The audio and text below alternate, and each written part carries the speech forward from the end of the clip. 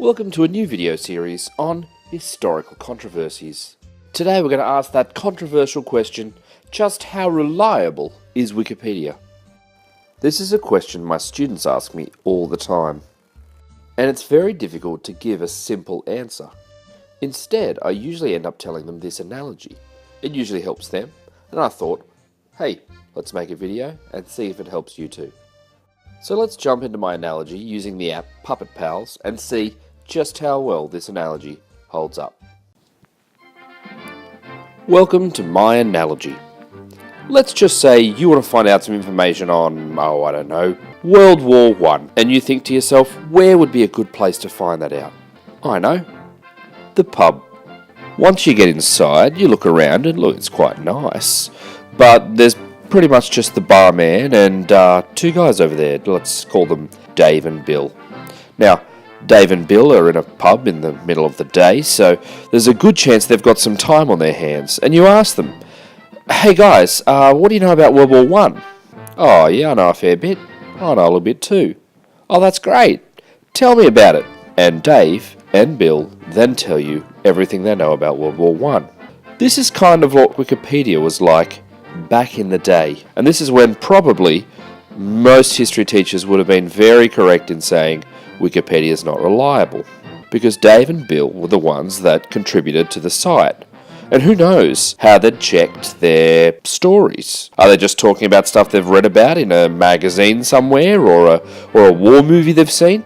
We've got no idea. So, if Wikipedia was like this today, it would not be heaps reliable. Sorry guys, no offence. Oh, none taken. Yeah. You see, Wikipedia didn't actually stay like that. They started becoming more popular. You could say the pub began to become more full. And one of the questions that people often asked was, well, just how reliable is this site? And so they started putting checks and balances in. They started saying things like, well, we actually need to make sure that you cite where you got that information from. They also started getting some people, volunteers, to start policing the site and actually checking and making sure people weren't making humorous entries. Yeah, that's right. And once again, we're starting to see kind of an evolution in what the site looks like. Let's have a quick look at it. See you inside. So along with this system of checks that's been put in, there's also a whole bunch more people in the pub.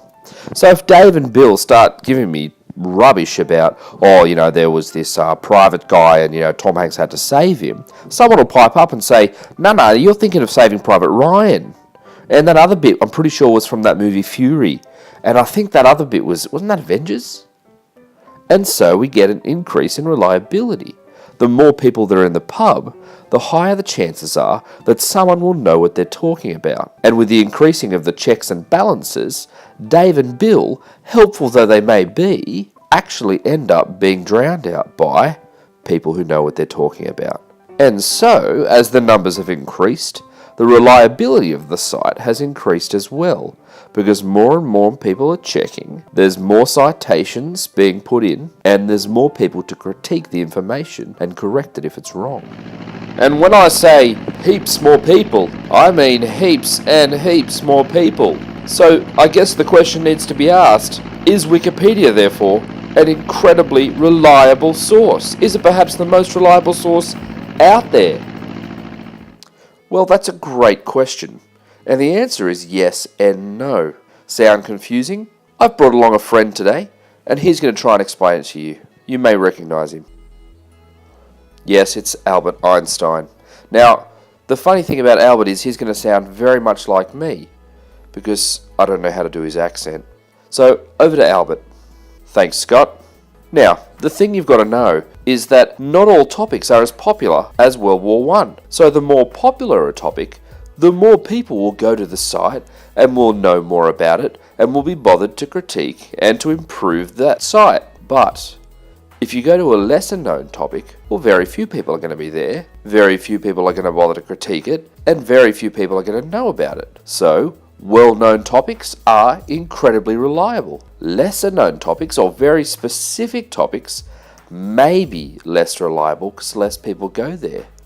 At the same time, however, Maybe those topics are very specific and the only people interested in them are scientists or professors who really, really enjoy specific things that no one cares about. So therefore the information may be reliable. It's something that needs to be taken into account, and you need to make sure that you look at the citations. So for example, World War I has about 200 citations in there. That's a lot of places for you to cross-check. Thanks, Albert, that was really informative. No problems. Alright, I think it's time to end this analogy and go back to the original video. Hopefully this helped you think about the question. So hopefully that analogy helped you when you're thinking about the question of just how reliable is Wikipedia? This has been Historical Controversies from the channel Wimbledon. Any questions? Comment below. And don't forget to like and subscribe.